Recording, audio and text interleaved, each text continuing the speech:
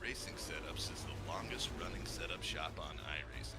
Our dirt oval, asphalt oval, and road racing, covering a wide range of, if you don't get one, you're going to chase one.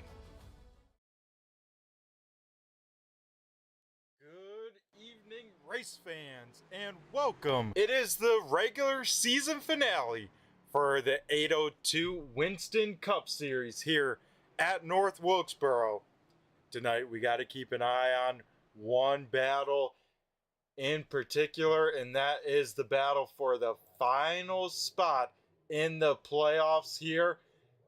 Tonight they have a 20-point difference here, and I think tonight we have about 20 cars, so as long as Frank Zingen takes the green flag, survives a little bit, he could be on his way to yet another playoff appearance. But here at North Wilkesboro, anything could happen. Here to kick off tonight, we start off here in qualifying. One of the first cars here on track is the GStone 21 machine. That is Rob Lowell. Lowell will go on the clock there at the start-finish line, so we'll see what he can do on lap number 1 here tonight.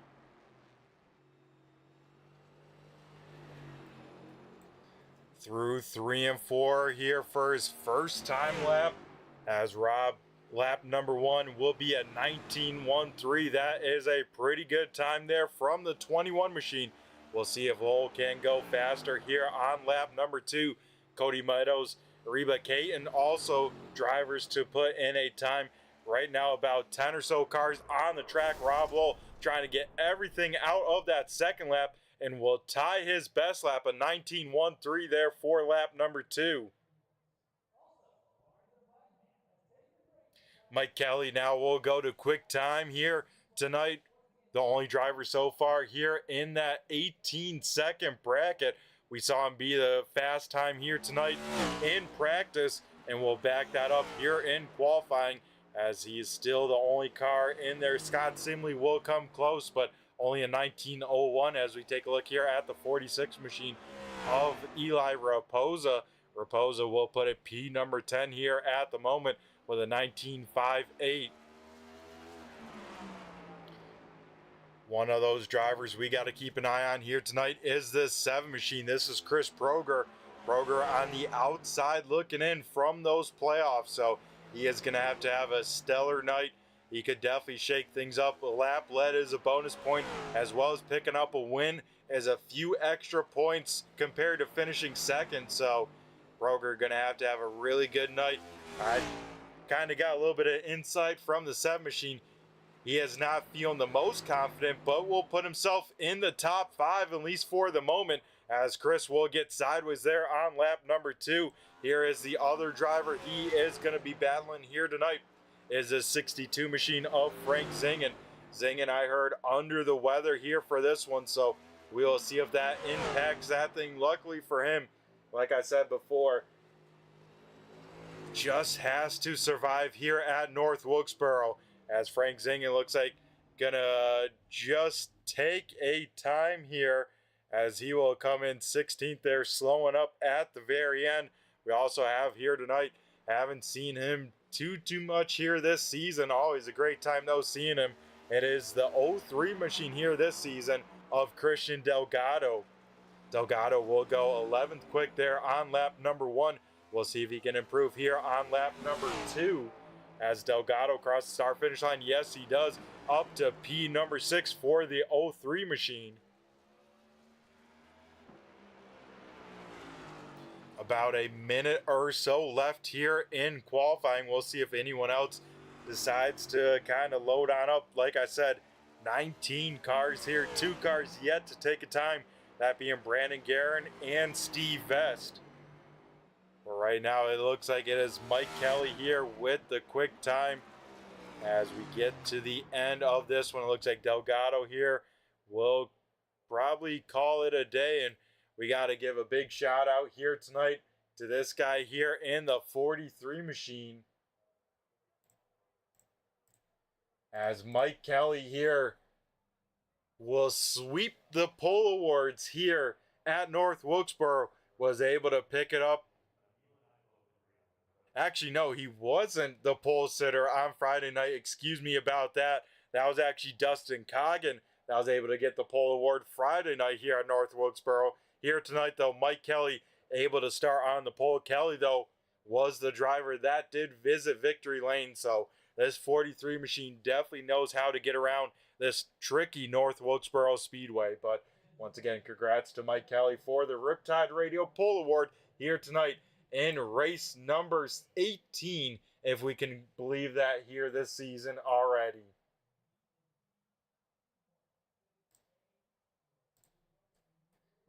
As that will pretty much wrap up qualifying here tonight. But before we head down, we got to go down trackside here to go through tonight's starting lineup here for the regular season finale of the 802 Winston Cup Series. At the conclusion of the race here tonight, we will set the 15-car playoff grid. So a lot on the stake side of things here tonight as we head down trackside and go through tonight's starting lineup.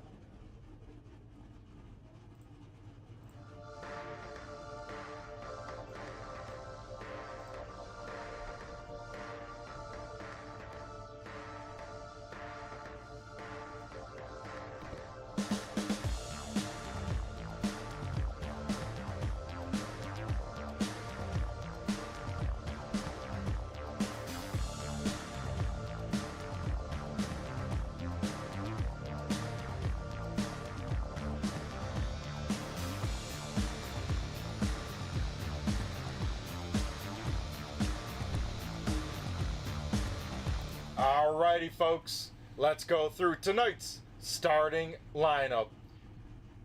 It will be, like I said before, folks, the 43 machine of Mike Kelly leading the field to the green flag. To his outside will be the 33 machine of Scott Simley. Then we head back to row number 2. 2 teammates there from Wolfpack Racing. It is a 6 car of Johnny Barker starting in P number 3. And to his outside, the 21 machine of Rob Lowell. Rounding out the top 5 is that 7 machine. Big race for him here tonight. Chris Proger will start in 5th. In 6th position will be the 03 machine of Christian Delgado. Rolling off 7th will be the 61 machine of Steve Ritter. Mike Strickland in the 88 will start in 8th. And Nick Larson in the 2 car will roll off 9th. And rounding out the top 10, Shannon Wood was second quick in practice. We'll see if he can make his way up to the front of the field. Rolling off 11th will be the 4 car of Jim Ott, and starting 12th will be the 46 machine of Eli Raposa. Start 13th is the 19 machine of Cody Meadows. Ron Holyfield in the 25 machine will start 14th. 15th going to our regular season champion, the 97 machine of Jeff Pogo. Reba Caton here in the 30 machine will roll off in 16th. 17th going to that other driver we got to keep a close eye on here tonight, the 62 machine of Frank Zingen. Brandon Guerin in the 1 car will roll off 18th, and rounding out the field here tonight will be the 60 machine of Steve Vest. So that'll do it for the starting lineup here tonight.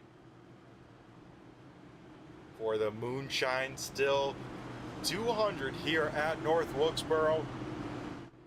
And I think that got shortened up here just a little bit to the Moonshine 150, so we'll definitely change that in the title here after the fact. But here tonight, drivers going 150 laps, going to be the distance here tonight, or at least what they're going to try to do. As here we go, the iRacing pace car heads down pit road, and it is Mike Kelly on the loud pedal here as we go green flag racing here at North Wilkesboro. The field 2x2 for the most part here through turns 1 and 2. Drag race for P number 2 down the back straightaway, as Mike Kelly already down and away with at least about a 2-car length gap to this battle, as Johnny Barker trying to wrap the bottom side of this racetrack here, trying to get around Scott Simley. Going to do that here in 1 and 2. So Johnny Barker, he was another driver having a lot of good pace here, especially on Friday night. Probably didn't get the exact finish that he wanted when it was all said and done. We'll see if tonight will be a little bit of redemption for that 6 machine.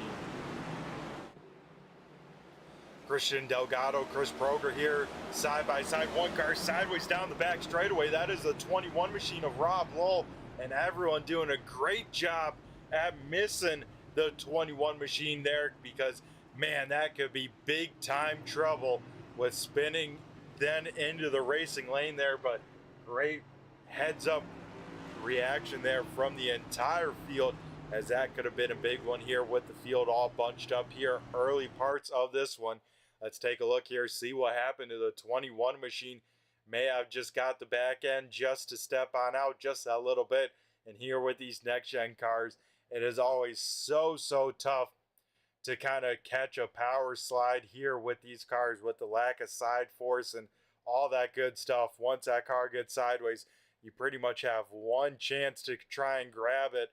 And it looks like Rob Lowell, there we go, we see him get sideways there, and then that car unloads, puts a lot of weight on that left side, and with that amount of weight, that car then snaps back to the right and heads up everyone else. You can see everyone trying to make evasive maneuvers to try and get on around Cody Meadows there, getting very close. Ron Holyfield as well, just going to be able to sneak to the top side. Same with the 30 machine and the 60 as well. So Rob Lowell definitely going to get lucky with that one. Going to come out of there with that car pretty much unscathed.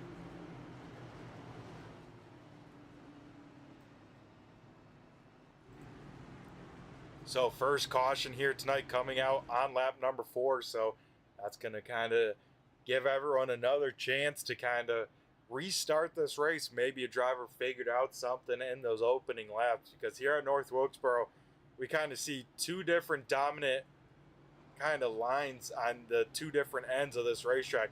Here down in 3 and 4, where Mike Kelly is going through right now, you pretty much want to be where that 43 machine is or lower on the speedway. Definitely want to be down on the bottom side. But then when it comes down to 1 and 2 here, you can definitely run above that first kind of dash line all the way up to the wall, especially later in a run. So that could put on, you know, very good racing, as different ends of the racetrack provide different kind of styles of driving and where people feel comfortable the most. But here we go, we get ready to turn them back loose here once again, as Mike Kelly, now Johnny Barker on the front row of this one. Mike Kelly, though, in the 43 machine, going to be in control again, as Kelly, once again, a good start. Johnny Barker right there with him. Barker going to be right on the back bumper of the 43 machine, and oh, heads up here down the front straightaway, Chris Proger in the 7 machine. He will spin that thing on out, and right away we get our second caution of the evening. And a tough break here. Proger inside the top 10. He is going to lose all of that track position. Going to try and get it on back here tonight in a race that was already kind of stressful for that 7 machine. Just got that much more stressful for him, as we'll take a look here, see what happened here at the start. Going up through the gears, and it looks like Proger gets a little bit of wheel spin. The tail end of that car starts to get a little bit loose. starts to get out from underneath him, and Chris Broger doing a good job keeping it out of the way. Gonna tag the inside wall just a little bit, but I really like this move. Instead of kind of spinning back up towards the track, Broger jumps on the loud pedal there, spins that thing out of harm's way. So 2 early incidents to start the night here tonight, and so far both of them been single car incidents, have not had a big one. So props to the field and the drivers so far for kind of keeping everyone in this race. Of the 19 cars that started, you know, all 19 are still out here in the race.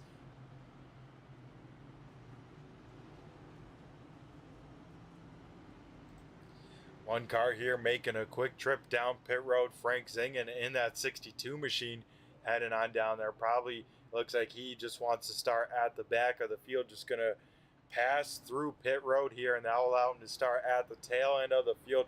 Remember, Zingen and Chris Broger right here on the speedway in this points battle, and those two having a up and down night. Remember, Zingen under the weather coming into this one, so he is not feeling at 100%. And Chris Broger, like we saw, involved in this most recent caution. Man, a lot of storylines in this one, but we get ready to once again turn him back loose here at the tricky North Wilkesboro Speedway. The field doubled on up, and we get ready to head back to Green Flag Racing next time by. Once again, it is the same front row here. Barker and Kelly making up that front row in the 43 machine of Mike Kelly. Going to be in control again. Last time Johnny Barker was right on top of the start. Let's see if he can time another good one on up. Scott Simley there, big time wheel spin from the 33 machine, as it looks like he will lose a few more spots in this one. So Simley gets back up to speed here, but that allows Delgado to get on by. So Christian Delgado up to P number 3 here early in this one, as Simley and Strickland here side by side for that position. Mike Strickland making that high side work here. You can see that momentum you can carry up on the top side, and then heads down to the bottom, that preferred line there through 3 and 4. As a one car sideways there, Cody Meadows out of sorts. He will get a roll, and now Jeff Pogo out of control. All 3 of those cars involved. It looks like Ron Holyfield here going to be an innocent bystander in that one. And here tonight, man, these cars on the loose side of things, and some more calamity here early on in this one. 3 cautions in the first 15 laps, but I want to say that started with kind of Cody Meadows getting some help there. Steve Ritter into the left rear of Cody Meadows. We'll try and maybe back that up a little bit more if we can. See where maybe that contact started. As Cody Meadows there already out of control. Here we go. This will give us a good vantage point of this. So Steve Ritter, Cody Meadows, keep an eye on that red and blue machine and that red and black machine. As here we go, side by side in through 3 and 4 here. Steve Ritter on the bottom side of the racetrack. As actually this might be a little bit too far back here, so we're going to try and jump on to maybe the right time of things. As it looks like, yeah, Cody Meadows right there down on the bottom side of the racetrack. Steve Ritter was hoping that the 19 machine would give him a little bit of gap, and there's a contact into the left rear to the 19 machine, and then from there he is trying to hang on to that race car big time sideways. Once again, we see that whip weight come into effect. Meadows up and down the racetrack, and then Jeff Pogo from the top side whips it down to the bottom, and then with that, once again, loads up the left side of that race car, starts to send him on back to the right. That will tag Cody Meadows, and then, yeah, like I said, the 27 machine of Ron Holyfield, just an innocent bystander up against the wall, and will get collected in that one. So 3 cars involved in that one, as Ron's still down on pit road.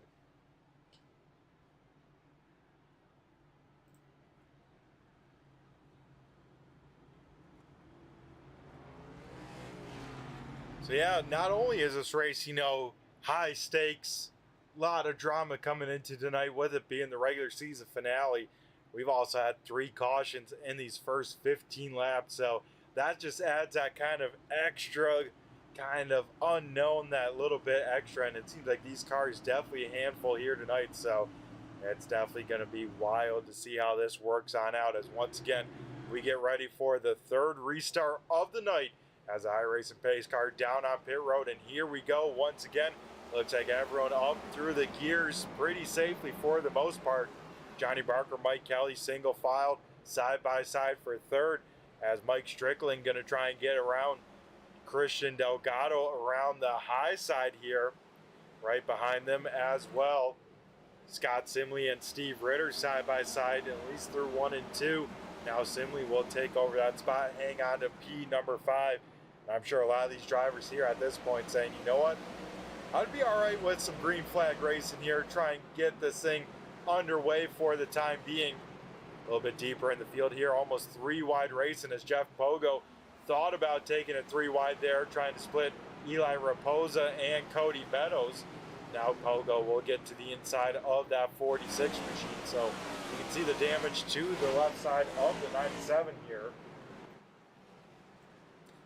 Make it to the right side of the 97 here, as he was involved in that last incident. Meadows having that damage on the left side here, so Meadows still having some decent pace here last time by, right on pace with the rest of the field here. So Meadows, even with that damage, probably, affecting the handling of that race car just a little bit. But Meadows, he's of course a wheelman here. He's going to try and get everything he can from that race car.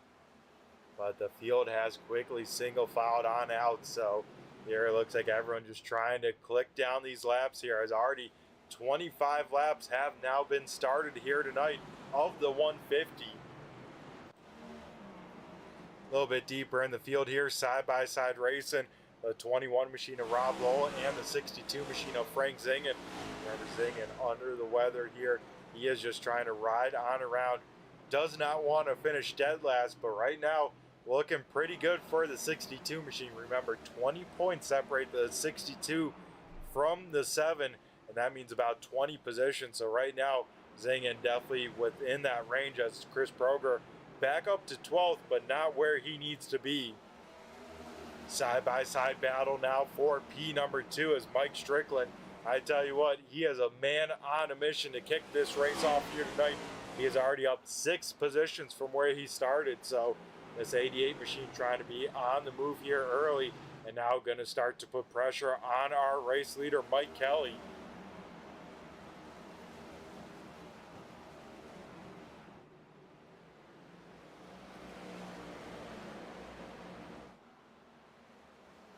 So top 6 cars starting to kind of gap the rest of the field. Everyone from Steve Ritter on up kind of starting to put a little bit of gap to then the black number 2 machine of Nick Larson.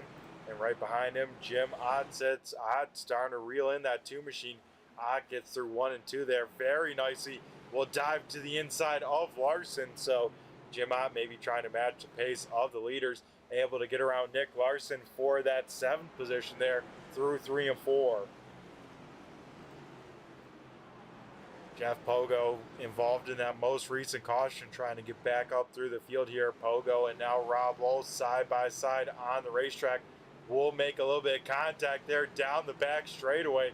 A little bit of Rubbins racing, short track racing here tonight.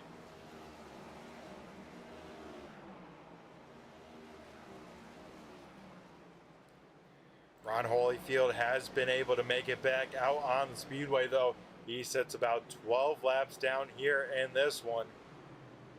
I tell you what, I give every driver a lot of props, especially if you got a damaged race car, but to get back out there, out on the racetrack, trying to continue to click on laps down here. Another driver on the move here tonight, the silver number 1 machine of Brandon Guerin.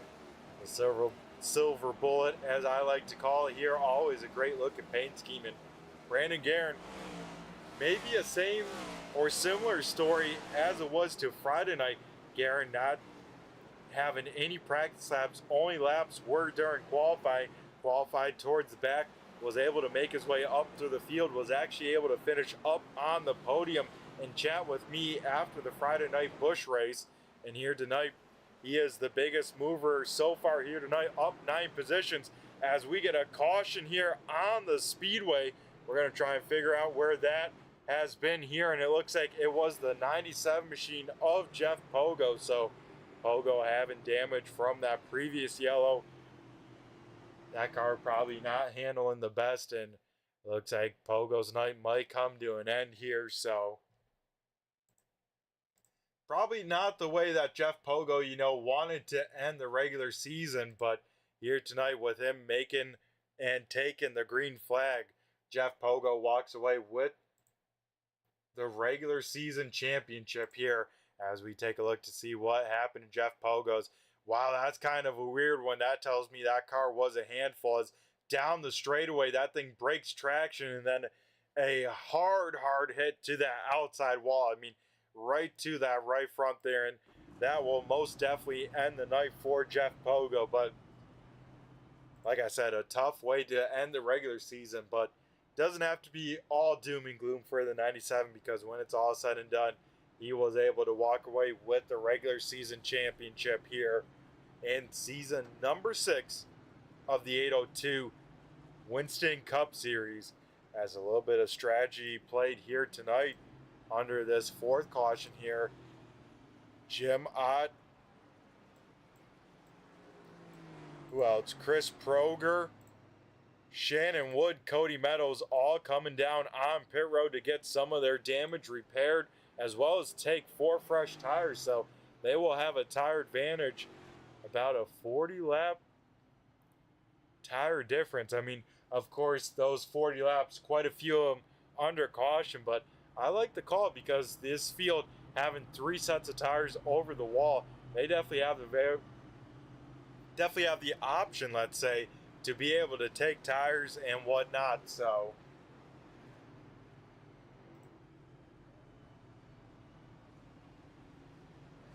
lights will go on off here, and this time we will double them on up and get ready to go back to green flag racing. Mike Kelly has led all 38 laps here to kick things on off, but now he has a new challenger here in this one. The 88 machine of Mike Strickland will start to the outside of the 43 machine as we get ready for the 4th restart of the night. Looks like we will delay it one more lap to allow that 27 machine of Ron Holyfield to get that lap back safely here. So we will turn him on loose now next time by here.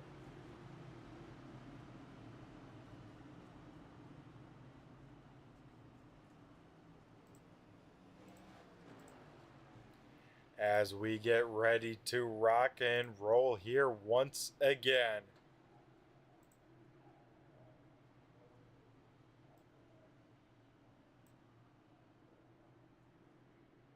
As Mike Strickland on the front row. It's a front row of the mics here for restart number 4. As Kelly gonna get another good restart. Everyone a little bit of bobble, a little bit of wheel spin, but everyone able to pretty much get up to full song as they dive it into turn number 1.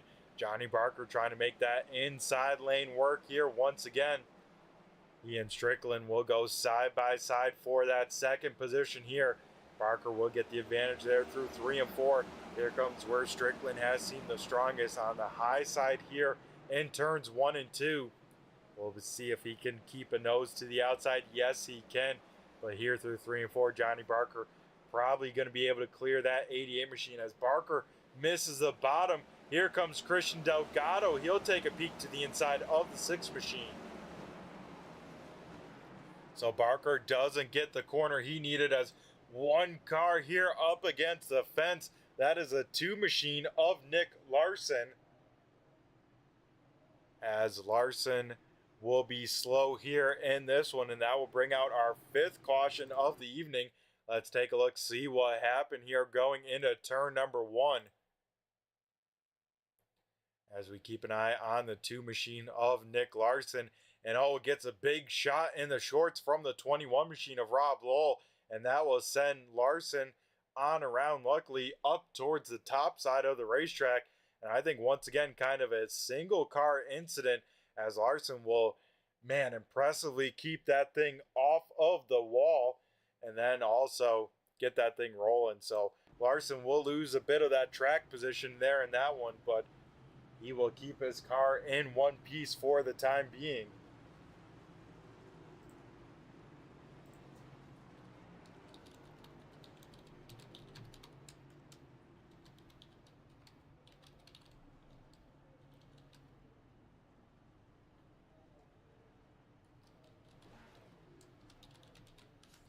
So it looks like with that slide, of course, Larson will bring that thing pit side, get some new rubber on that race car. I definitely like that call, because even though, a slide might not seem like a lot here in iRacing, it, spikes the temperatures. That has a big impact. And of course, puts a little bit of extra wear on those tires. So I do like that call here. And we actually get a chance here to chat with the 97 machine of Jeff Pogo out of this race, but we'll get a chance to with him here right now. Jeff, do you got a copy? It's Brett the Jet in the booth here. Yo, I got you, Brett. Alrighty, man. I know this isn't the way you probably wanted to end the regular season, but you don't have to hang your head too much, because with you taking the green flag, you're able to lock in and be the regular season champion.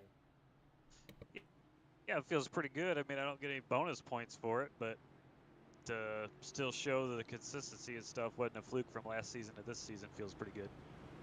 Yeah, that it does. And yeah, tell us about that one, because that wreck that took you out, first and foremost, that was a big hit. Are you okay? And what kind of happened? Because to lose it in the middle of the straightaway, that thing had to be all sorts of funky. Yeah, it's I just decided to Kyle Larson it, run out of talent today, I guess. I went to go put my hand up on the shifter because I was downshifting from 4th to 3rd in the corners, and I just bumped the shifter before I really wanted to do so. Just a mistake on my part, but it is what it is. Yeah, as we see another car sideways here down the front straightaway, and I mean, you had first-hand experience here with these restarts. This place looks very tricky to try and put the power down. We see multiple people get loose on corner exit and have troubles on these starts here. Yeah, it's slick for sure. I didn't even have any practice, so I was just trying to figure it out as we were going here. So literally the first laps I took were in qualifying. So it's definitely slick. Gonna have to show some patience. My car was hurt from that first wreck when I tried avoiding Cody. So steering was all jacked up. Just trying to survive it till we get another caution. I was gonna fix it. Didn't want to be the caution though. Yeah, definitely a bummer there to end the night early. And I don't know, maybe with the race that it's going, might have been out of some trouble here as we continue to get more and more damaged vehicles here. But playoffs now loom right over us. Like you said, a full reset here, only wins counting for bonus points. What's your game plan here going into this first round at kind of a lot of 2 mile and a half tracks for these playoffs as well? Well, I think these are the tracks that are going to play in my favor, so I'm looking forward to it. I think Michigan's the first one we go to. That'll be a good track. Yeah, anything that's 1.5 miles or more, man.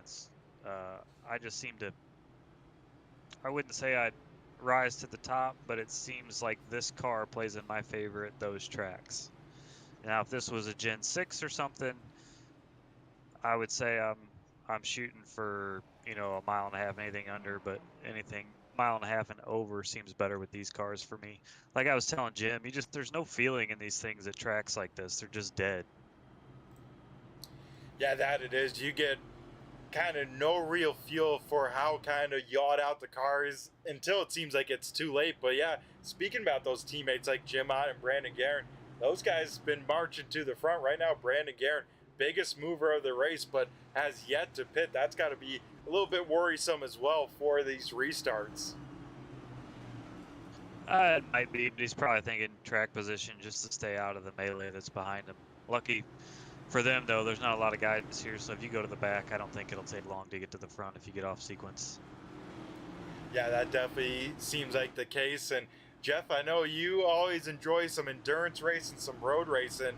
Uh, I believe Bathurst this weekend. How'd that go for you and your team?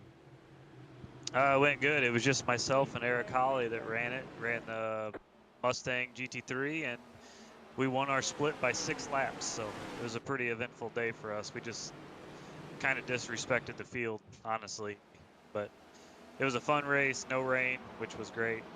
Last year was all rain and we won. But this year we didn't even practice in the rain, so we were hoping it wasn't going to happen. Yeah, and at that track, up through the mountains, always up and down through the mountains, always, close quarters can get really sketchy. How many close moments did you have? Luckily, no kangaroos mount, or at least modeled in iRacing, right? Yeah, that's true. We got a pretty good setup. We always have usually a spotter with us. Steve Holmes was our spotter for most of the day, but me and Eric, I started the race, so I ran the first 3 hours. He ran the next 3, then I ran the next 3, and he ran the last 3. But we always had a spotter. There's always someone in there looking at the car in front of us going up the mountain to tell us if there was a caution or a car spun, if they're moving to go left, right. You just got to be smart about it. I had, with like 4 hours to go, I was in my last stint, I think, and a slower car, I don't even know what position he was. I caught him at the top of the mountain at Skyline, and I was just going to wait till the straight on the back to pass him, and he pulled to the right like he was going to let me go, but then he didn't. So I just aborted real quick and took the little shortcut they had there. Uh, and then he ended up, I guess, freaking out because I went left, took the shortcut, and he got loose and hit me. But it didn't seem to damage the car. It bent the bumper in a little bit, but it was like 18 seconds of damage. Fixed it at the next pit stop, and away we went to a 6-lap lead over second place. So it was a good time. Yeah, that sounds like a good one, and it sounds like, a good whooping you put on them to beat the field, even in a 12-hour race by 6 laps, man. That's super impressive. Yeah, we had one team. It was like a Freedom America team or something. They were running a Corvette, all painted up like the American flag. They were the closest competition we had. I just put them 2 laps down in second place, and I guess they ran into some trouble and knocked the front bumper off their car, and that really took the only other car that was even close to us out of contention. Gotcha. Well, we appreciate the updates there, Jeff, and once again, congrats on that big win. That's always an impressive win to have under your iRacing resume. Any of those endurance races, always a great feeling to walk away with the checkered flag, especially with the amount of hours spent not only in the race but prepping for it as well, right? Oh yeah, ironically, this was probably the least amount we prepped and practiced for this race. This is our 3rd time win, so I don't understand how we can win this race 3 times, but we can't win Daytona 24 even once. Yeah, just have the old Daytona curse, it seems like, there for that place for you guys for sure. Always been the bridesmaid, never the bride. Oh, that is a bummer. But yeah, Jeff, it's always good chatting with you here. And once again, man, congrats on the regular season championship. Like you said, that shows you, that last season championship defending champion wasn't a fluke, anything like that. So before we let you go, anyone you want to give a quick shout out to here? Let's go with Rob and everybody that runs 802. My wife for letting me do it. My daughter for being patient. She's always staring at me when I'm racing, wanting me to be done like she is right now. And then, my teammates, Brandon, Jim, helping me out all season and stuff. And looking forward to the playoffs. Let's see what we can do next week. Alrighty, well, best of luck to you for those playoffs, Jeff. And you have yourself a great rest of your week. And I look forward to seeing you next week in playoff mode. Yes, sir. We're going to go full kill mode. Awesome stuff. Well, folks, that was our regular season champion, Jeff Pogo, out of this one early, but adds yet another accolade to his 802 trophy case here with a regular season championship here for season number 6. Heading back to the race here, we saw quite a few incidents there. Christian Delgado getting loose on a start, collecting Frank Zingen Then Frank Zingen losing the handling on that race car on the exit of turn number 2. So you can see that 62 machine definitely having some damage, definitely affecting how that car's kind of handling and all that good stuff here. So something we definitely have to keep an eye on here in this one. But right now, still doing enough as Chris Broger has been able to drive back up into the top 5 here. But Frank Zingen up to P number 12 doing what he has to do here tonight. As we start to approach the halfway point here at North Wilkesboro, it's still Mike Kelly. He has led all 64 laps in this one, has been one of 2 drivers yet to pit here tonight. The only other driver that has not visited pit road yet is the 33 machine of Scott Simley.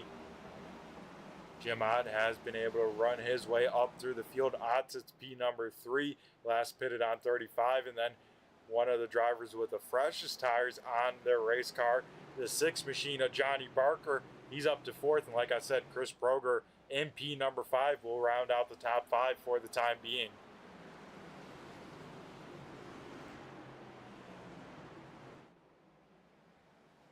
Rob Lowell here trying to make that high side work here at North Wilkesboro. He is trying to get that thing wound on up and keep the momentum in that 21 machine, trying to get around his teammate of Nick Larson here. This is a battle for the 8th position on the speedway, as Rob Lowell will make a ton of time up on the high side there in 1 and 2. Will lose a little bit through 3 and 4 if he was still on the top side, but was able to complete the pass, get down to that preferred line there through 3 and 4. Up towards the front here, Johnny Barker trying to get around Jim Ott. Ott will allow the 6 car to get on by, actually give him a little bump there, as maybe just misjudged the center speed there.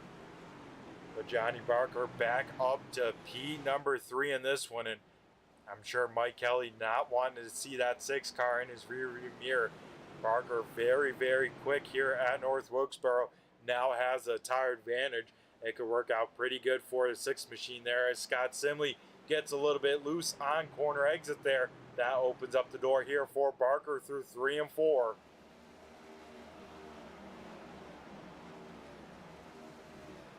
So side-by-side battle for P number 2 here. Barker down low with the tire advantage. Scott Simley trying to hold on to that track position up in that 2nd lane here, but Barker going to be able to make that pass there through 3 and 4. Johnny Barker up to P number 2.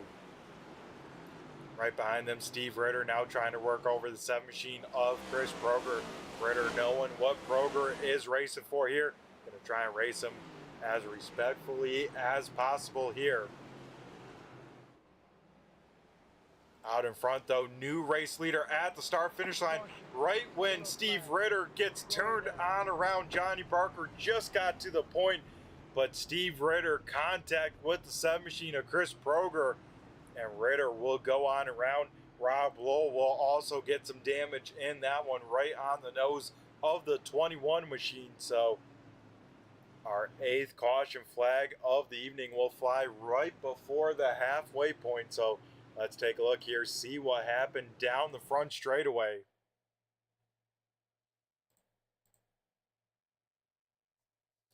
So Steve Ritter down there on the bottom side, Chris Broger up in that 2nd lane, and we got to take a look here off of turn number 4. Broger right there on the door of Ritter, and Ritter very close though. Broger was off of the wall, and with those 2 kind of cars being close to each other like that, that will hook the 61 machine on around, and Rob Lowell hoping for the gap. Didn't quite predict it just right, and the 61 machine will slide up against the fence here. And here we go, Mike Kelly just losing the race lead. Will bring it down on pit road for the first time here tonight. So it looks like about 6 cars staying on out on the racing surface. That being Johnny Barker, Jim Ott, Chris Broger, Nick Larson, and Mike Strickland. And the first car off of pit road will be Mike Kelly winning the race off of pit road. Scott Simley will come out 2nd. Shannon Wood will be 3rd off of pit road. Then it is Steve Vest and Ariba Caton be in the top 5 here off of pit road.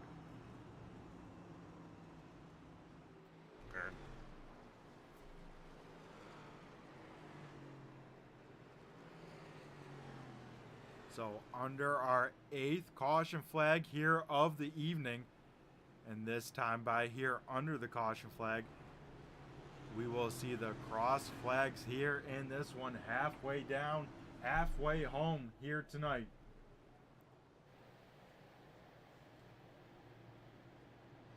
As this time by, Johnny Barker will have the choose lane, can choose either lane. And like we saw Mike Kelly do here, he will choose the bottom side, so the lights will go out around the North Wilkesboro Speedway, and we get ready to send him back loose. And I say let's send him on loose. We will turn 3, turn it up. Maybe that'll be some good luck here. So with the 8th restart of the night, let's have the cars do the talking here from North Wilkesboro.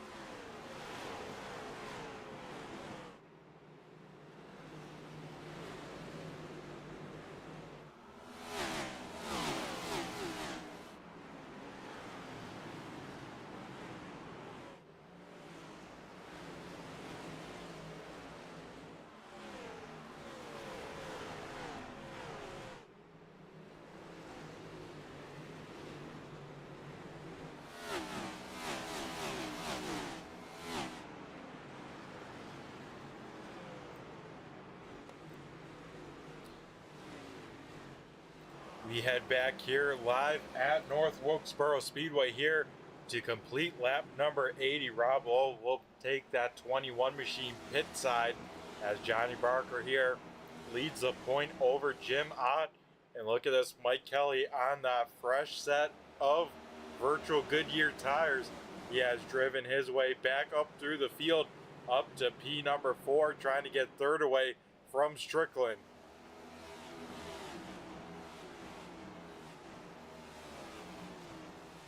Side by side here through turns 1 and 2. Mike Kelly, though, has a tire advantage, trying to use it to the fullest here in this one, as he will get around Jim Ott as well through 3 and 4.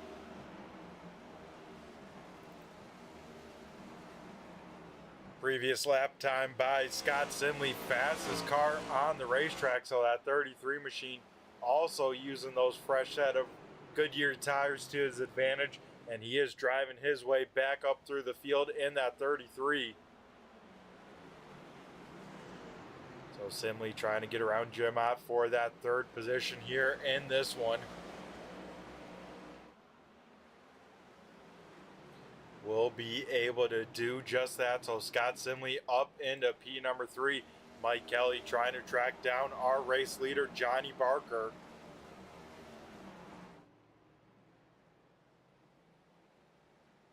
And about 65 laps left in this one here tonight. Things starting to get pretty intense here, right with these kind of 4 cars here on the racetrack. Mike Strickland, Jim Ott side by side here. Ott, one of the cars on the oldest set of tires, now out on the racing surface, about 50 laps on those set of tires for the 4 machine. As Brandon Guerin trying to get on around his teammate here. Right behind him, Shannon Wood sits, and up in front, Mike Kelly back to the point here in this one, so was able to quickly get around Johnny Barker. Now Scott Simley going to try and do the same here in the 33. Simley will take a peek to the outside, and you can just see the amount of corner speed that you can have with some better tires on the race car, as Simley will probably be able to complete this pass. Yes, he will, down the back straightaway.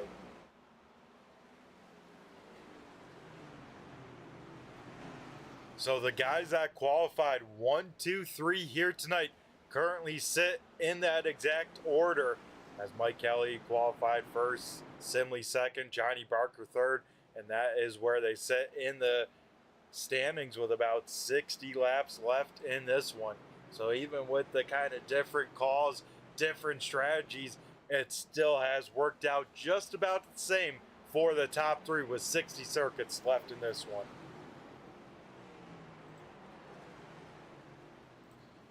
A Frank Zingen update here tonight with that front end damage.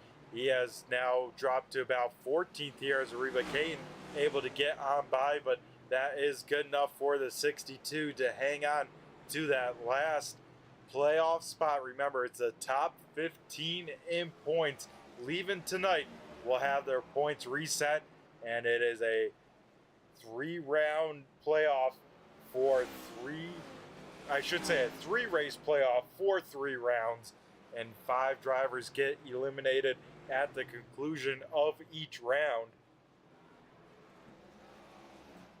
The Chris Proger update here tonight. He has another driver on some of the oldest set of tires here in this one. Last pitted last time with Jim Ott. Proger, though, able to hang on to P number 8, so still inside the top 10, but like I said, needs that 20-point difference here tonight. Right now, not cutting it with that 8th position.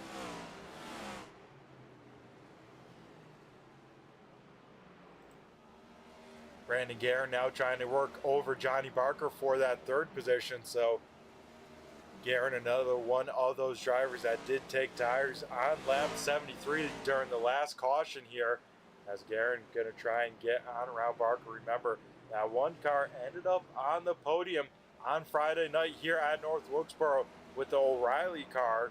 So we'll see if he can do that here tonight, as him and Barker going to trade some paint through 1 and 2. Guerin going to kind of use up a lot of the racetrack there to complete the pass. Johnny Barker, though, will send it in there deep, try and get back to the back bumper, maybe give him a little nudge saying, hey man, I didn't appreciate that move, but right now Brandon Guerin can try and run away and hide with that tire advantage over the 6th machine, as the field starting to get very, very spread on out. So kind of very, very chaotic first half of this one. So far, the second half has been pretty calm for the time being. We'll see if that stays the case, because all it takes is that one caution, bunch everyone back up, and it's like lighting the fuse. You're just waiting for that thing to run out, and that thing to go boom. As right in front of here, Christian Delgado, as we take a look there at kind of the damaged 03 machine. Nick Larson here trying to get around Chris Proger for that 8th position on the speedway.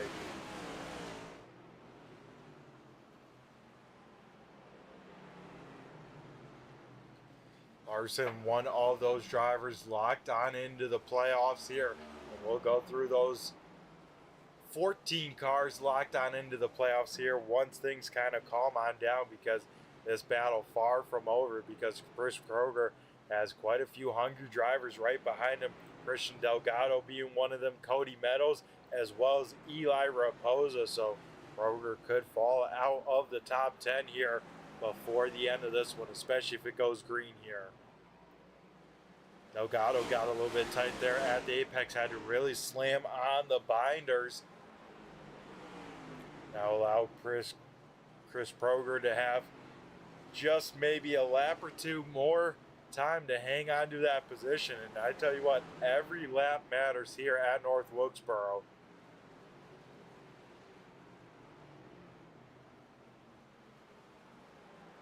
Yeah, Chris Proger may not have that kind of turn, or as I like to say, the center speed in that race car with those older tires. He's doing a great job at keeping a pretty good pace on corner entry, then really focusing on a good corner exit. That is how he has been able to hang on to this P number 9 spot, but we'll see how long, because here comes now Cody Meadows in that 19 machine. Meadows back into the top 10 here tonight. He is yet another one of those drivers here going to be going for that championship here with that playoff reset. Eli Raposa here trying to get around Christian Delgado.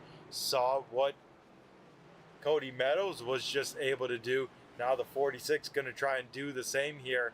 And Eli Raposa could be racing his way into the top 10 here tonight.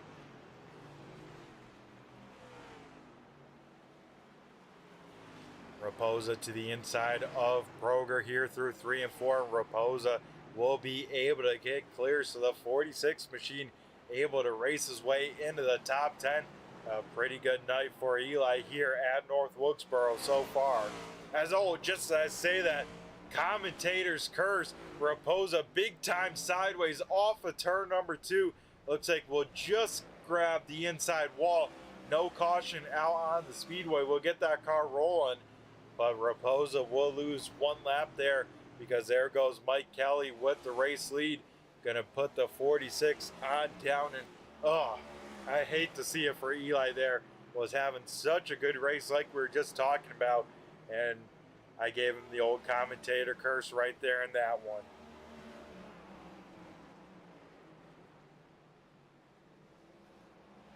So Christian Delgado still trying to work over the inside here of Chris Proger. Delgado has not been able to get to the outside of the 7 machine, and I tell you what, Delgado has now been working over the 7, I want to say 10 to now 15 laps. How much more patience does the 03 have here in this one? I mean, Delgado has to know what the 7 machine is racing for, but as the laps wind on down, Proger knows his time in the hourglass starting to run on out for sure. So yeah, with these cars kind of side by side racing, let's go over the 14 cars that are for sure locked into the playoffs. And right now it's going to be Frank Zingen making the final spot for the time being, but anything can still happen here in this one. But the other drivers, like we talked about a little bit earlier in the show, Jeff Pogo locks on in with the regular season championship here at the conclusion of this one. Kip Easley, another driver. Kip Easley, I should say, in the 8 machine, not making the call here tonight, but he has one locked on into the playoffs. The other one, the 61 machine of Steve Ritter, he's in it. Cody Meadows, like I said before, he is racing for a championship. Jim Ott, another driver. Johnny Barker, Brandon Guerin, Eli Raposa, Anthony Calatoni, Rob Lowell, Reba Caton, Dan Holcroft, Nick Larson, Joe Hudson. Those are the 14 locked on into the playoffs to race for a championship. And right now, for the time being, Frank Zingen not out in the race anymore, but I believe he has enough to make it as long as Chris Proger does not win this race.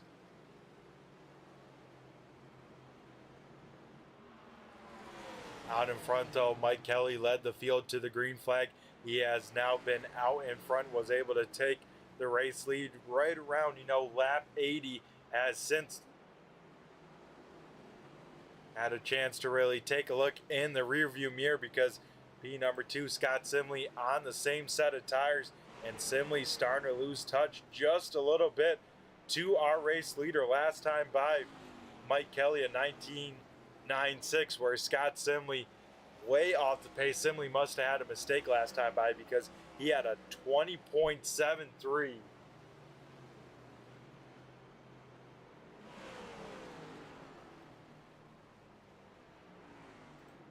Chris Proger, Christian Delgado still battling it on out for this final spot inside the top 10 here.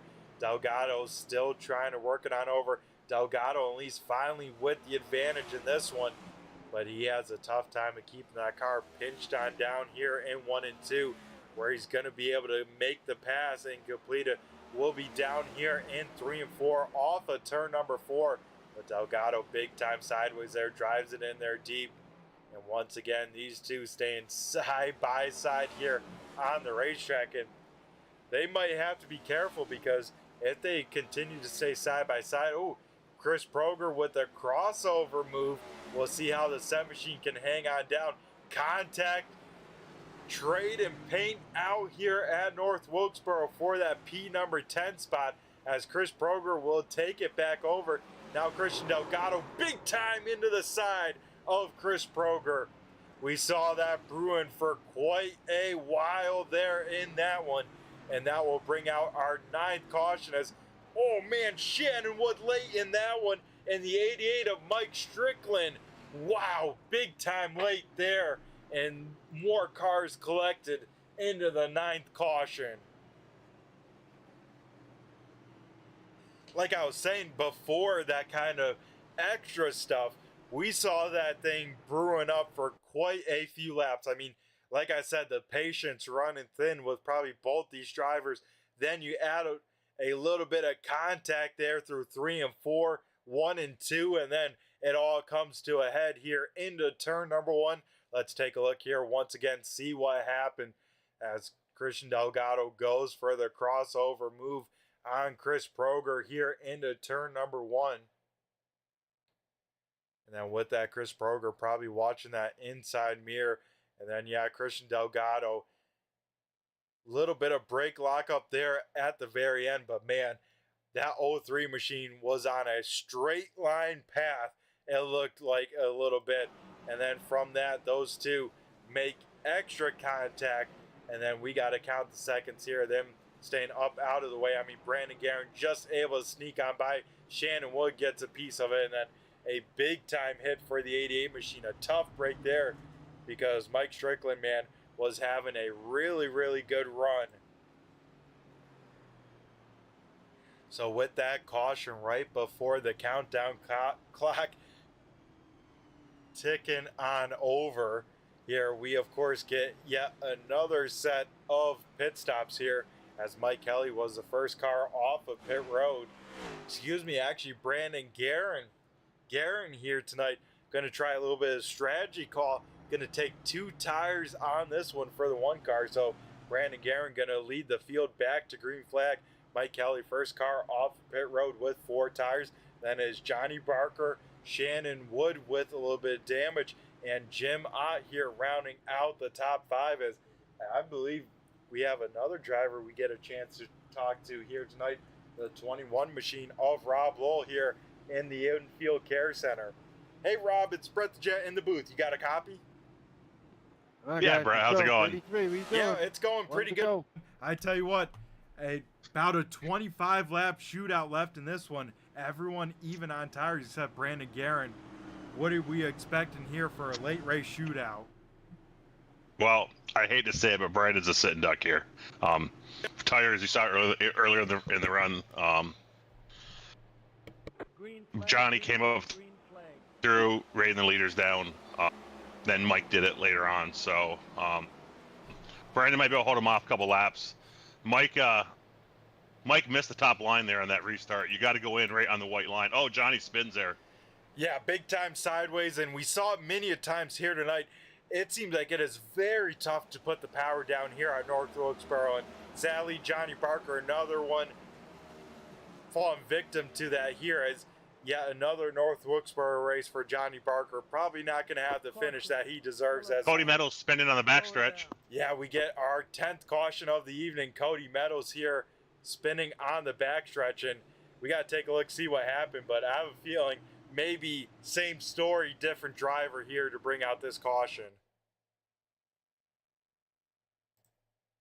Yeah, I'm not sure. I just caught in the corner of my eye going sideways. Yeah, it looks like he's running the outside, going outside to Jim Ott. Yeah, self-spun it. Yeah, once again, we see the corner exit, especially turn number 2. Quite a few other drivers sideways too. I mean, Steve Vest sideways. Same with Ariba Caton. And I mean, yeah, we've seen it many times tonight. How tough was it to get off these corners here? Because, man, it seems super, super tricky. It's super tough, and especially on like the original start or the restarts, the first 4 or 5 laps, tires are just greasy. I self-spun, got way down early, like lap 4 or 5, went to the back, and then I rode for like 20, 25 laps. I kept giving myself EOL, so I didn't want to be up in that mess. And once I got single fire, I started picking my way up through, and then I went and got tires when Johnny did. You know, I'm shocked more guys aren't utilizing that outside line on restarts when they catch guys. Turn 1, you can really make some time up there. You drive in if your left front, your right front, right on the top dotted white line, and you drive it in almost straight and turn it at the low sign, and it just launches off. You can drive it in deep, then roll it up the middle, turn it and drive off. I'd got my teammate Nick Larson and Shannon Wood doing that, and then Steve and Chris got together, and I thought I had a lot of damage. I kind of snuck out in front of the pace car and went through a couple lap corners to see if it turned. It did. It felt good. Nick said my front end was caved in, but I tried it, and first 2 laps after the restart, it just plowed, and I thought it was the car. I ducked in the pits and only had 40 seconds worth of damage, so I kind of took myself out of the race, went a lap down, and then I just rode. I was only a car a lap down, so if the other come out, I was going to be back on the lead lap, but then Mike got up front and started lapping guys, and once I was, not the first car a lap down, I might as well park it because there's nothing to gain there. Yeah, pretty much the playoffs are kind of set for you, Rob, locked on into those playoffs, and, that starts next week. How are we feeling about that? A lot of mile and a half, 2 mile tracks, and, that extra pressure now because, at the conclusion of each round, we're eliminating 5 drivers at a time. Yeah, and myself and Johnny Barker have been practicing the first 3 tracks for about, 3 weeks now. So I probably got 500-600 laps around Michigan and probably the same around Dover. I'm looking forward to it. You can actually get out and race. We backloaded the playoff schedule with tracks that you can race at. It's Michigan, it's Chicagoland, Vegas, Kansas, places like that. We did it for a reason, so guys could go out and race, and it's not what you see here, which is just attrition. Yeah, this race definitely a race of attrition here, but right now, man, some good battles here. Mike Kelly able to get back to the race lead, though a little bit of contact with him and Brandon Guerin. Though Brandon, I tell you what, he's doing a great job at those 2 tires. He's hanging on to P number 2. I'm sure he's hoping maybe to see 1, maybe 2 more cautions to hang on to that track position. Yeah, I mean, last lap, Mike Kelly was an 18.96. Brandon was a 19.01. Jim Ott was an 18.99. And then Strickland, Wood, Larson, they're all in the 19.2s, and it looks like Simley's the 3. So right now, Brandon's fast enough to stay in that top 3.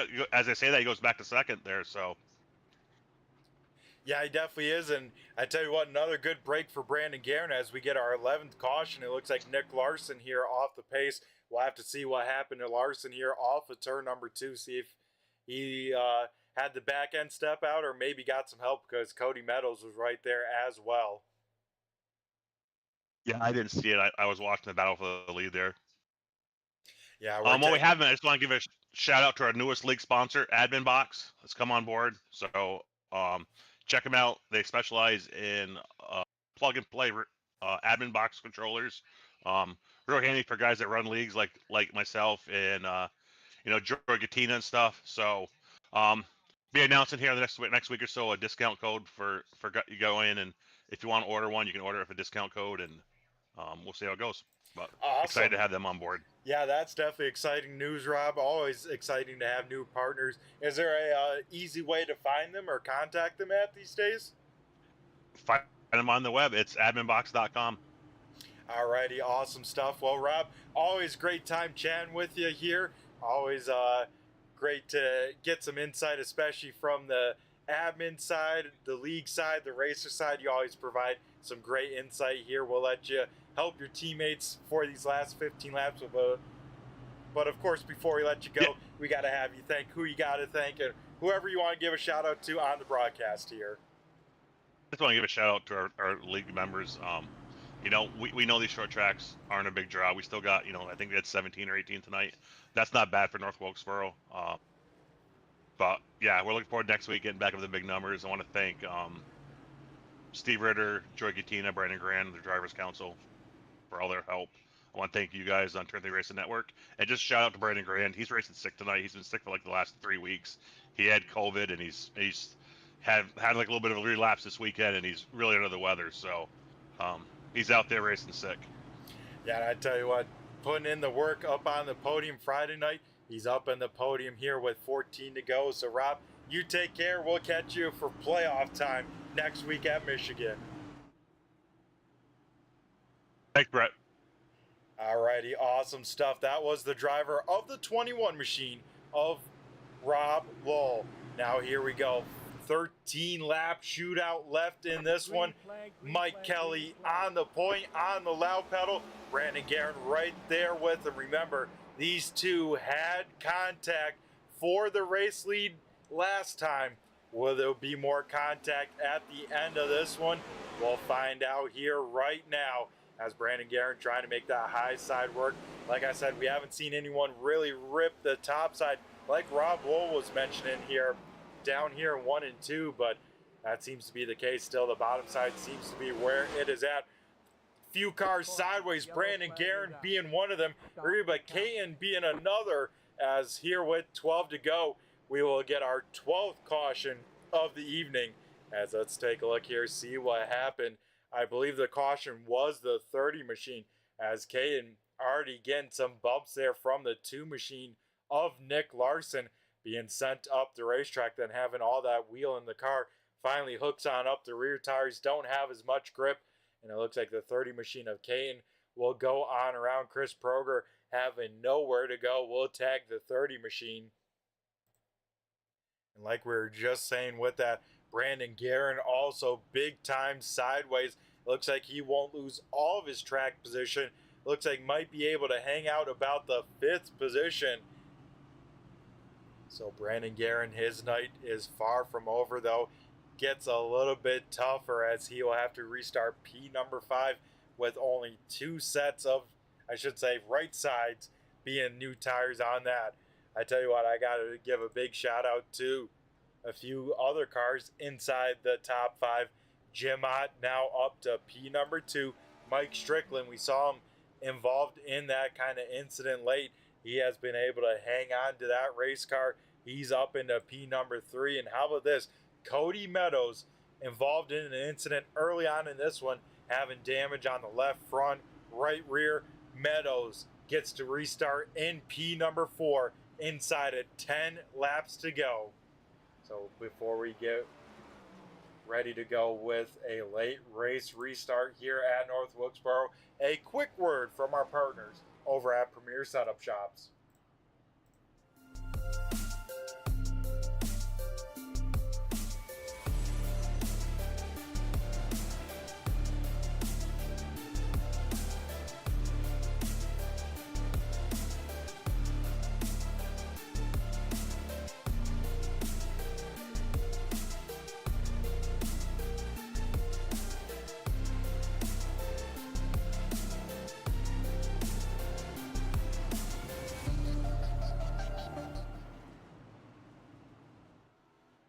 So here we go, folks. The field is re-racked, restacked, and ready to get back to green flag racing here at North Wilkesboro.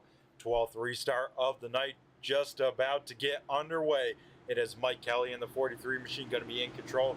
The 4 car of Jim Ott will restart on that outside lane.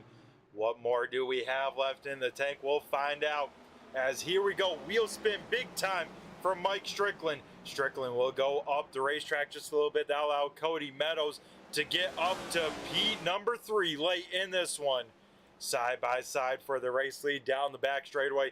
Mike Kelly will have the preferred line here through 3 and 4. This time by, we will now see 6 laps left in this one. Brandon Guerin still trying to work around Mike Strickland for that 4th position. Right behind them, Scott Simley seemed like one of the cars to beat. Got shuffled and stuck mid-pack. Has yet to kind of fully make his way back through this one. That time by an open palm from the flagman. 5 digits up in the air. It is 5 laps left here at North Wilkesboro for the regular season finale of the 802 Winston Cup Series. With it being the regular season finale, Frank Zingen out of this one. He had a 20-point advantage over this driver here of Chris Proger. Proger just gonna come up short with the points when it's all said and done. He will be the first driver out of the 15-car playoff here unless something wild happens in these last 3 laps. Brandon Guerin able to complete the pass there on the 88 machine. So Guerin will be able to hang out in P number 4 after that big slide and that perfectly timed caution. But out in front, it is Mike Kelly trying to sweep the weekend at North Wilkesboro. Popsicle sticks up in the air for the 43 machine. He is hoping he sees the white, and it will not be the case as this race will go into overtime. As it looks like the 30 machine of Ariba Caton here will get that car rolling back on the speedway. Caton, one of those drivers inside the playoffs here this season. As let's take a look, see what happened to bring out our 13th caution and what will set us up for some overtime racing here at North Wilkesboro. Oh, looks like Caton gets big time loose on entry, bounces it off that kind of really rough inside curb, and then with that loses the back end on corner exit. So like I was just saying, folks, Mike Kelly did not want to see that caution, as I will bunch everyone back on up and allow Jim Ott, now Cody Meadows, to maybe try and steal this one away late at North Wilkesboro. Man, oh man. Like I was saying before, folks, Mike Kelly visited Victory Lane here on Friday night at North Wilkesboro. Would love to try and sweep the weekend. There's only been a few drivers that I think have swept a weekend. I want to say, you know, I don't think even Anthony Calatoni has done it. I think it's been pretty much Chad Coleman has been really the only person that has kind of swept a weekend both Friday and Sunday night.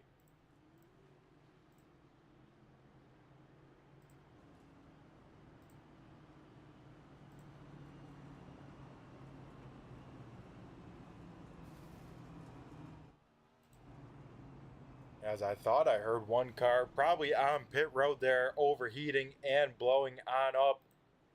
As it looks like Johnny Barker done for the evening as well. So about 5 cars out of this race, as Ron Holyfield will get another lap back here at 27 machine, still out here racing, and now sits about 12 laps down to about 7 laps down. As here we go, our first green-white checker of the night, getting ready to fire on off. I believe this field having 3 attempts at a green-white checkered. Of course, the rules with the green-white checkered, if we get a caution during this first lap under green flag, we will slow down the field, re-rack them just like this, send them on back again. If the leader takes the white flag, we are racing back to the checker no matter what happens. As here we go, iRacing pace car down on pit road. Mike Kelly will fire on off, and we had to green flag racing here with a green-white checker. Jim on the back bumper of Kelly. What does he have? Does he use the chrome horn? At least down the back straightaway there. They do not. Right behind them, Brandon Guerin, Cody Meadows leaning on each other big time for that 3rd position. We will take the white flag. We are racing on back here. Brandon Guerin will take a peek to the outside of that 19 machine. Now here comes Scott Simley. Simley will peek a nose in here, but Brandon Guerin will drive it in there deep, get himself clear, and off of turn number 4, Mike Kelly will sweep the week at North Wilkesboro with drama at the start-finish line. I saw that out of the corner of my eye there. Brandon Guerin, Scott Simley making a little bit of contact, but it would be Mike Kelly, like I said just before, sweeping the weekend here at North Wilkesboro. The 43 machine will get to burn it on down here at the front straightaway. And wow, what a way to end the regular season. And now, if that wasn't kind of intense enough, we go into the playoffs. Like I said, 3-race, 3-round elimination, eliminating 5 drivers at a time. And that will start next week, next Sunday night at Michigan International Speedway. You won't want to miss that. As Mike Kelly burns it on down here at the start-finish line, I tell you what, he will be excited. And I look forward to talking to Mike here in our post-race show. So don't go anywhere, folks. We will have our post-race show here in just 1 second. And we will be talking with our top 3 finishers here in this one.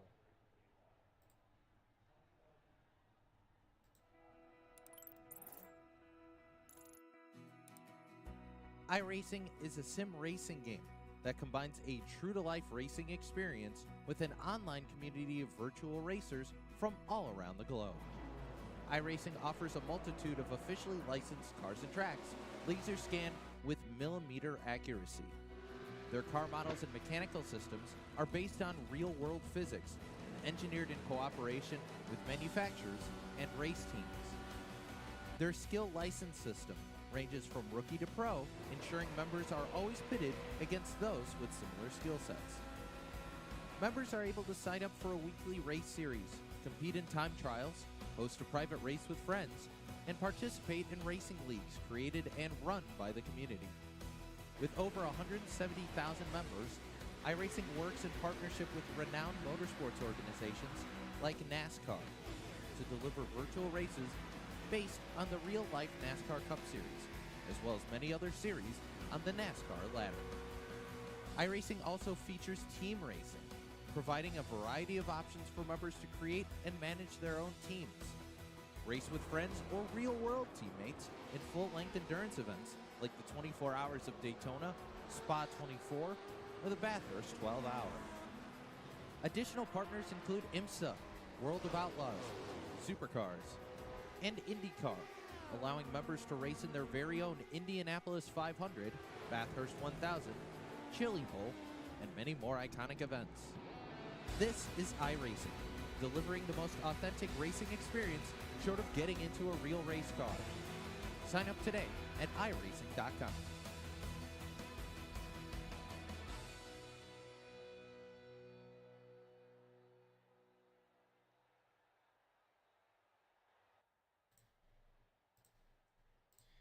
Alrighty, folks, we are back here at North Wilkesboro Speedway, getting ready for our post-race show. The first driver we will be talking to here tonight is our third place driver, the 19 machine of Cody Meadows. Cody, do you got a copy? Is Brett the Jet in the booth here? Oh, yep, got a copy. Alrighty, man. Talk about an up and down day for you, man. First and foremost, how you feeling after 150 plus laps at North Wilkesboro? I'm tired, exhausted. As it's been pretty clear, I've had probably the biggest rough patch of my life with racing goes. I mean, and here in other leagues, I just have not. I had my high horse at the beginning of the season, and then it just fell off a cliff.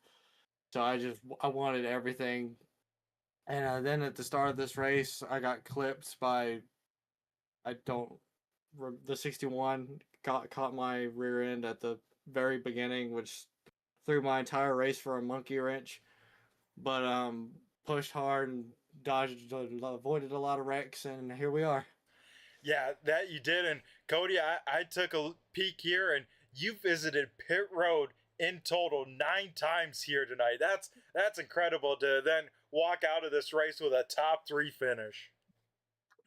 Yeah, man, I was with my teammate Christian, the best teammate I could have, and we was literally just back and forth with each other, telling us to just head down, take as much as we can, and there's a lot of race left. I heard that a bunch because just the things was not looking up, and it just kept going into the pits, and it just had a lot of race left. I kept my head down, and thankfully got a podium out of it. Yeah, that you did. I had to take a look back, and like you said, a tough middle stretch of the season for you. Last time we chatted with you was over 10 races ago. So, I mean, that's got to affect, the mindset of a driver. I mean, how'd you kind of process that? And then coming into tonight, have a good finish. And now you got to kind of reset everything, because now next week the playoffs start with an even playing field. Yeah, I mean, you are correct. I mean, having a rough patch where you're just not getting the finishes that you'd like to see, it will take a toll on you. I mean, it really did me. Um, but yeah, next week being the playoffs, whole blank slate. Uh, I don't even know where to begin because it's like you said, you gotta reset your mind, go into it like it's the start of the season again, more or less. Yeah, and that definitely will be for you. And I know you always seem to do pretty good at those bigger tracks, and luckily the playoffs having a lot of those. How you feeling? Michigan's and tracks like that, because like I said, it seems like you always have a pretty good run when it comes to those places as well. Yeah, I enjoy the mile and a half. That's a lot of fun. The short tracks, I love them, but they don't love me back.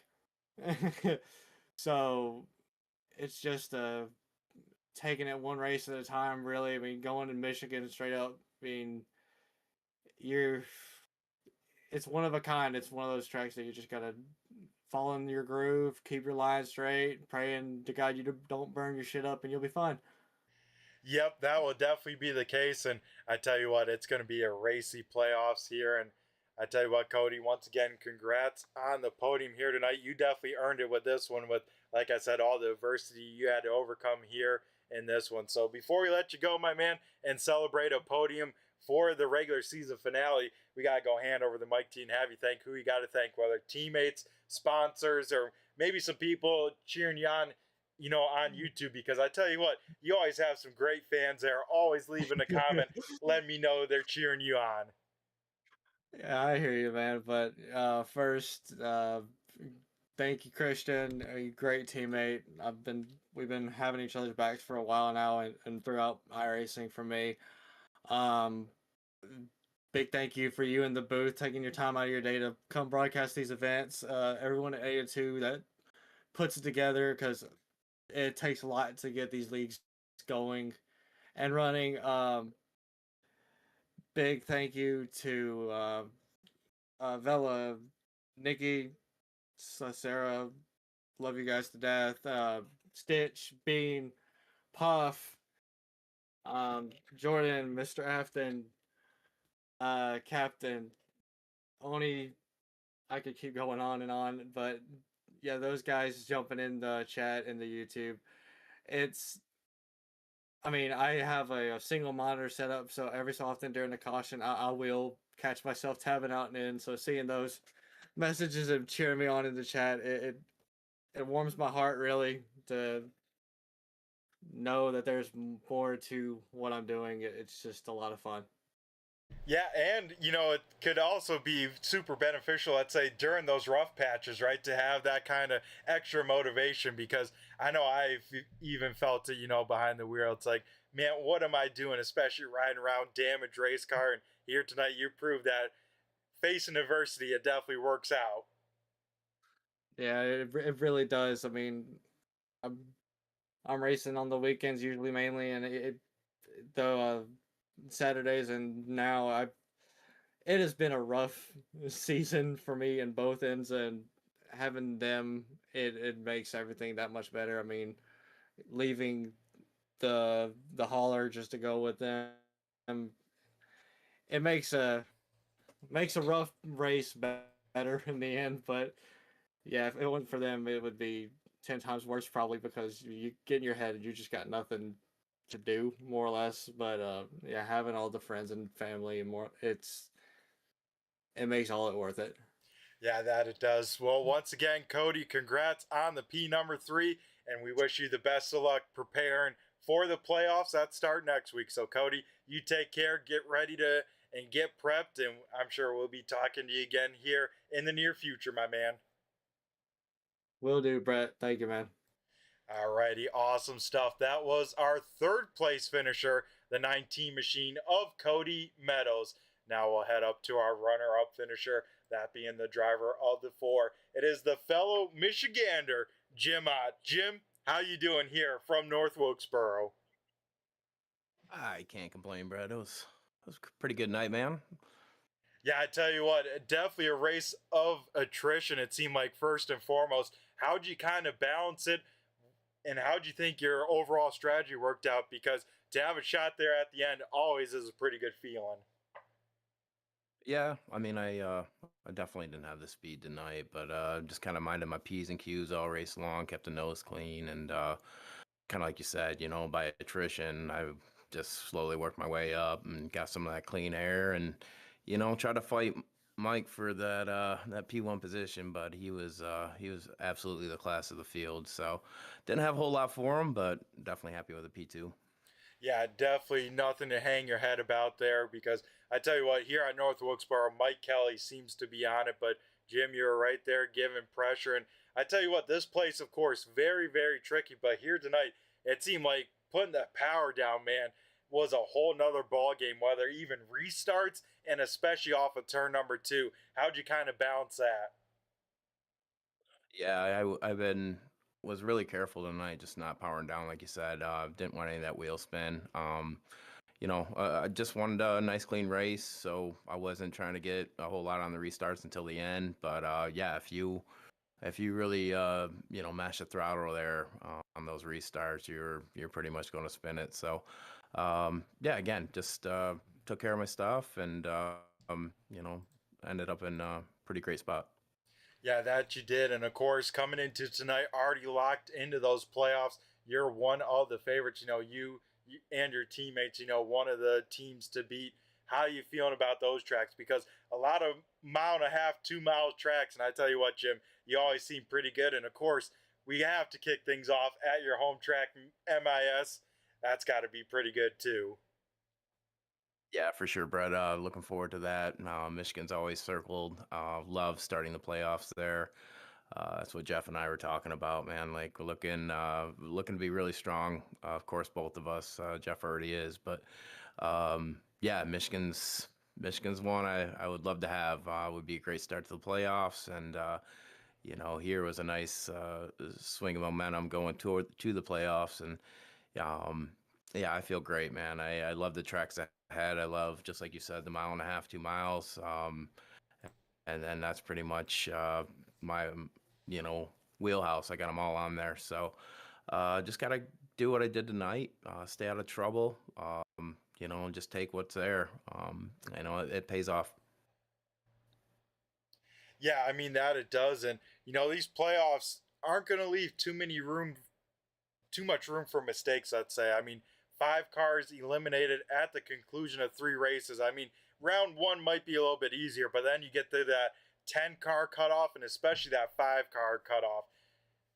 There's a lot of work to be had, right? Oh, there is, man, and I'll be paying attention to the guys that were racing, and but again, I just gotta take care of my stuff. I know I'll have the speed there. Execute pit stops, be smart with making my moves and what have you. And if we can stay out of trouble, I think we're gonna have a really, really good playoff. And if it's not myself, I'd love this to be Jeff. Shoot, even by Brandon. So we're definitely gonna have a good showing. And yeah, I can't wait. I can't wait for it to get started.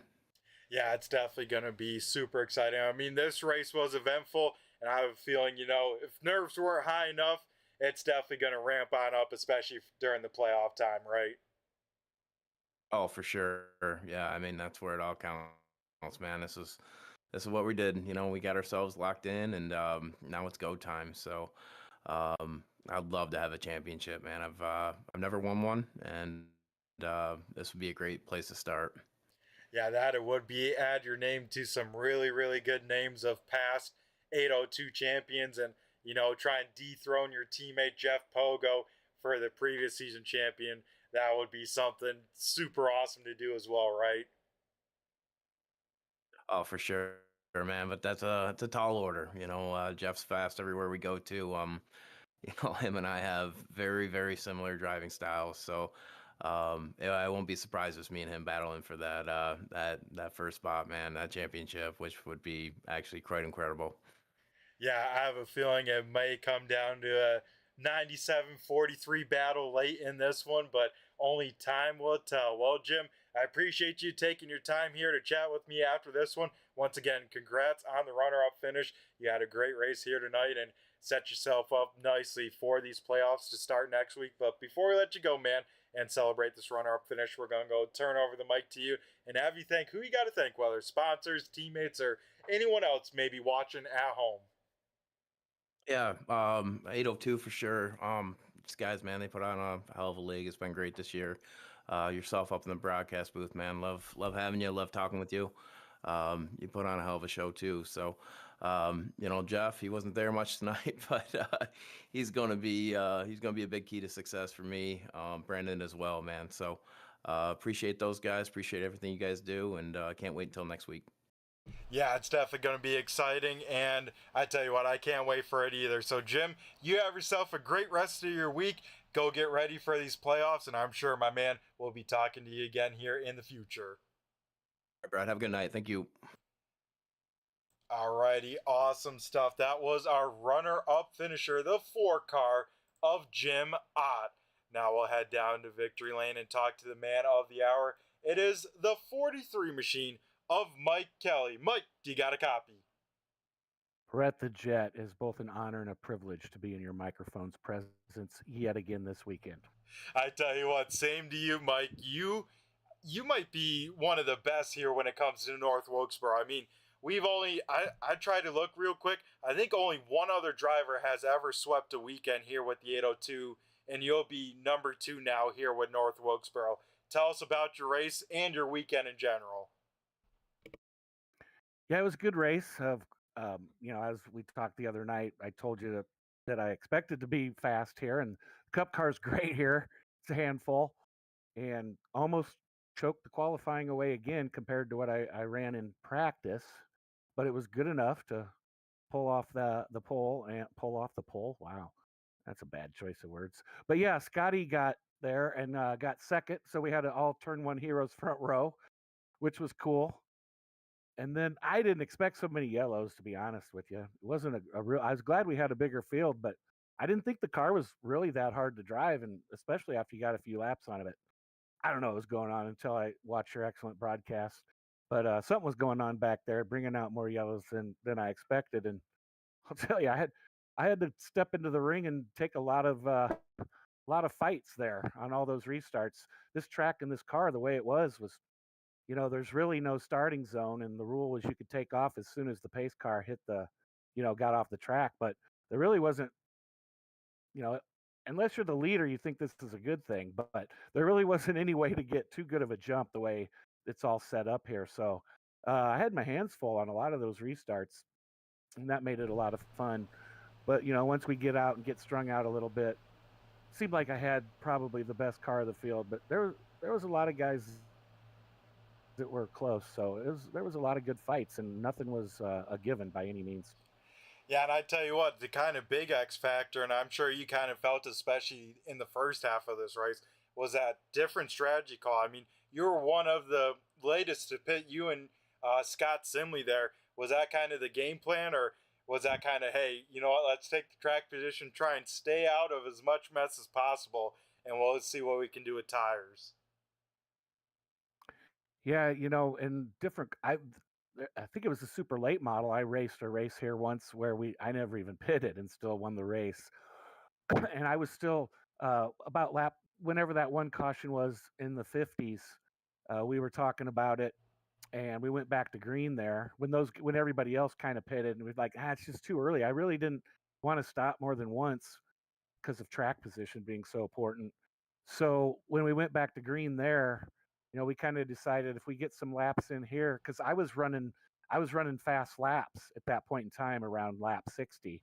So we were talking about getting new tires, and the green came back out, and I was like, I'm running the fastest laps of the race. So that kind of answered the question about it, really being a big deal or not, giving up any kind of time one way or the other. So the next one came out about halfway, and we decided we were going to go ahead and go in, and that would be it, unless what happened, which was another yellow came out with about 30 to go. So of course you're going to, when it's a smaller field and you got 2 sets of tires in the pits, I was going in and taking tires no matter what right there. But at that lap 75 point, when I took tires, I got back through the field. Both of us got back through the field really fast, and I wasn't planning on pitting again unless there was a yellow late.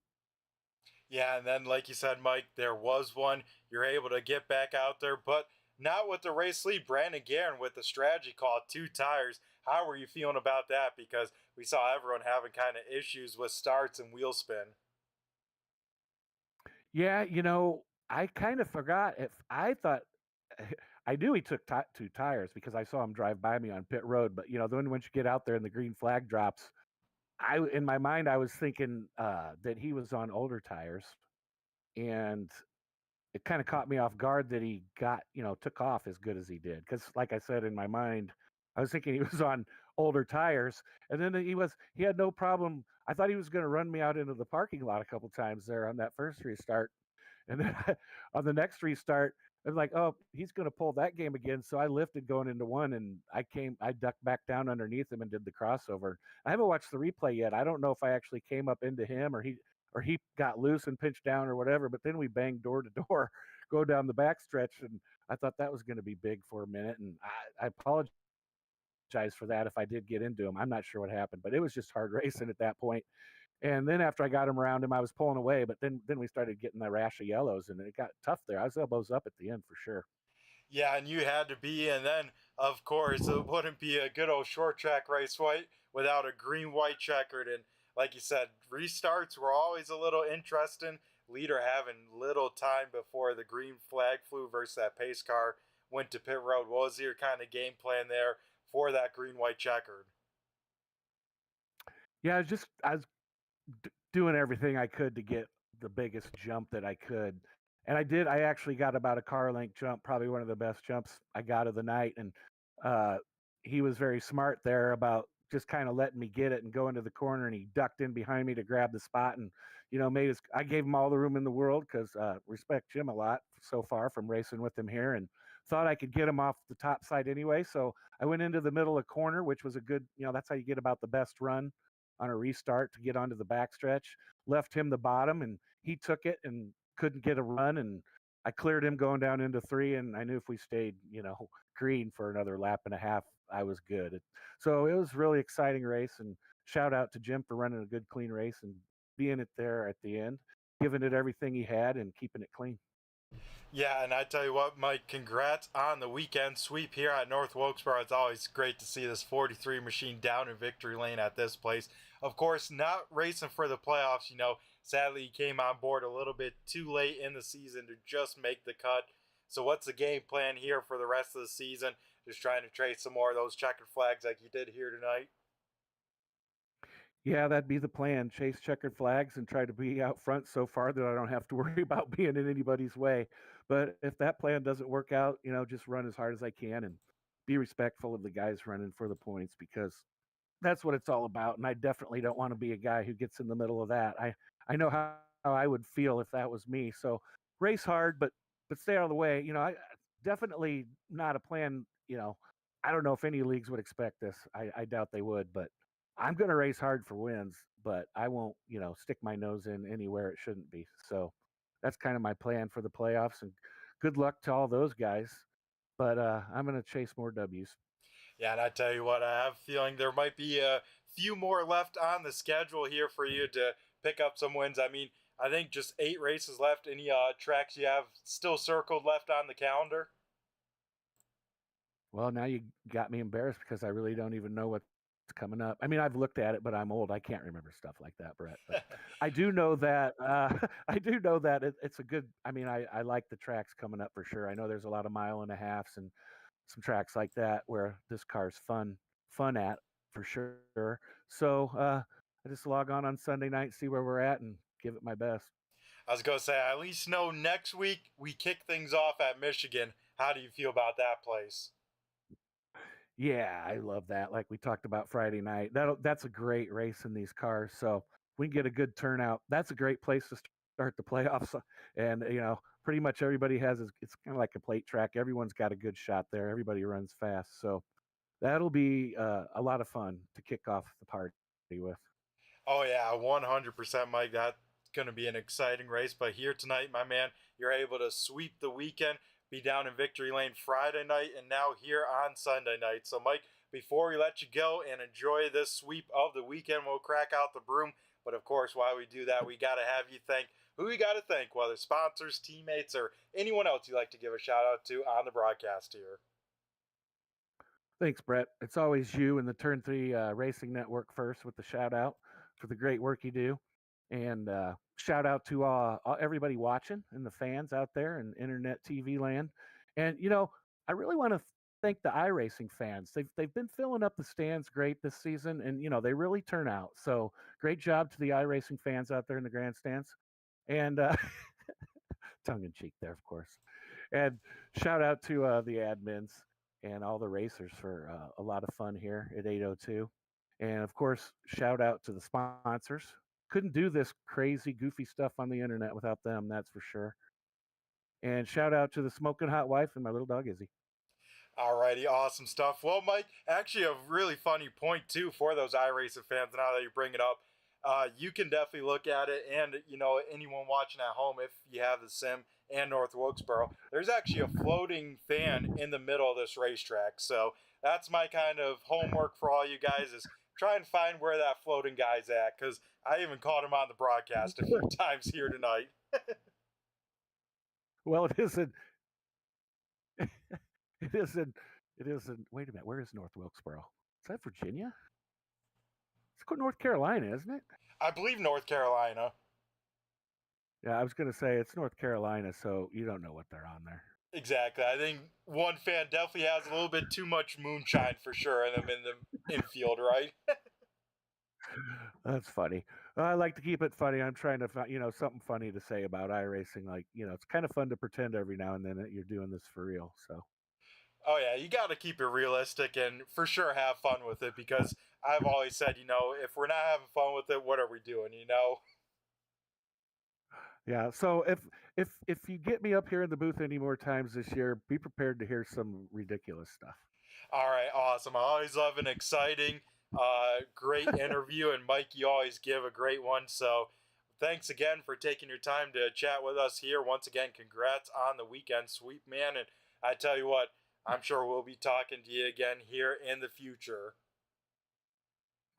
Thanks, man. I appreciate it. Always a lot of fun, and looking forward to next weekend. Have a good week.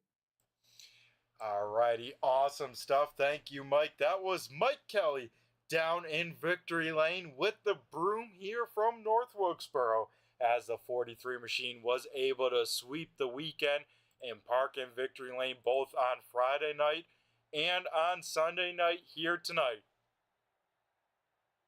Speaking about Sunday night, let's run through tonight's race results here from race number 18 in the regular season finale from North Wilkesboro.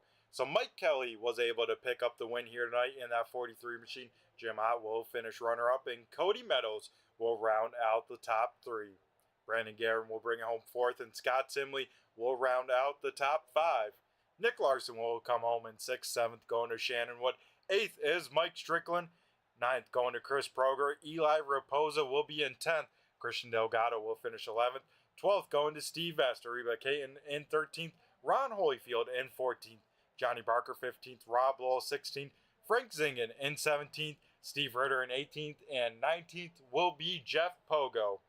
So that'll do it here for the race results. And let's run through the 15 drivers here eligible for the playoffs. That will start next Sunday night at Michigan. It will be Jeff Pogo, Kip Easley, Steve Ritter, Cody Meadows, Jim Ott, Johnny Barker, Brandon Guerin, Eli Raposa, Anthony Calatoni, Rob Lowe, Ariba Caton, Dan Holcroft, Nick Larson, Joe Hudson, and Frank Zingen. Those will be the 15 drivers here going for the season number 6 championship. Speaking about championships, we of course got to give a big shout out to Jeff Pogo, walking away with the regular season championship here at the conclusion of the racing here tonight. So that'll do it here for the 802 iRacing Winston Cup Series here from North Wilkesboro. We got, of course, give a big shout out to all the people tuning in here live. Got to give a big shout out to each and every one of you. I saw we had a great number of views here live, so want to thank all you guys for spending your Sunday night with me here on Turn 3 Racing Network, as well as all the replay viewers coming on in here live to catch the great racing we had here tonight. We also got to thank, of course, the league sponsors, that being BG Graphix, Riptide Radio, GStone Motorsports, as well as Stone, Chrysler, Jeep, Dodge, and Ram.